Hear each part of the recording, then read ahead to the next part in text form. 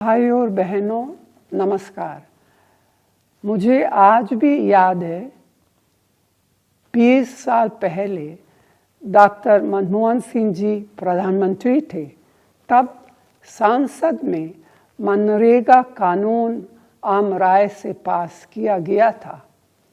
ये ऐसा क्रांतिकारी कदम था जिसका फायदा करोड़ों ग्रामीण परिवारों को मिला, खास तौर पर वंचित, शोषित, गरीब और अति गरीब वर्ग के लोगों की रोजी रोटी का जरिया बना।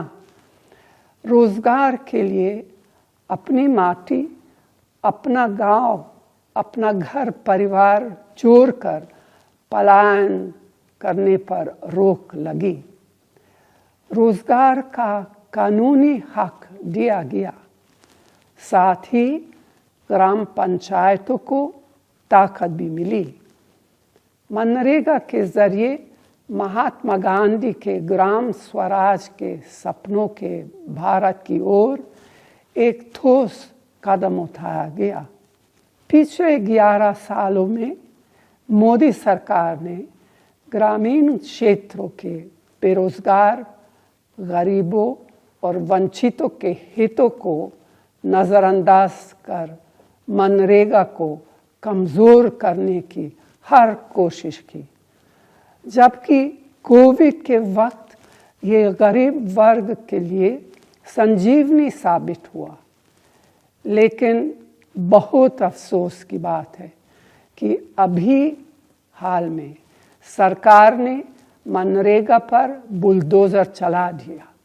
न सिर्फ महात्मा गांधी का नाम हटाया गया, बल्कि मनरेगा का रूप स्वरूप बिना विचार विमर्श किए, बिना किसी से सलाह मशवरा किए, बिना विपक्ष को विश्वास में लिए मनमाने ढंग से बदल दिया गया। अब किसको कितना, कहाँ और किस तरह रोजगार मिलेगा, यह ज़मीनी हकीकत से दूर दिल्ली में बैठकर सरकार तय करेगी। कांग्रेस का मनरेगा को लाने और लागू करने में बड़ा योगदान था, लेकिन यह पार्टी से जुड़ा मामला कभी नहीं था। ये देश हित और जनहित से जुड़ी योजना थी।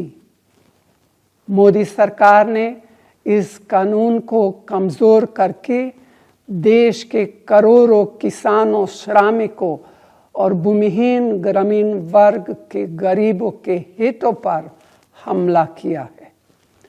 इस हमले का मुकाबला करने के लिए हम सब तैयार हैं।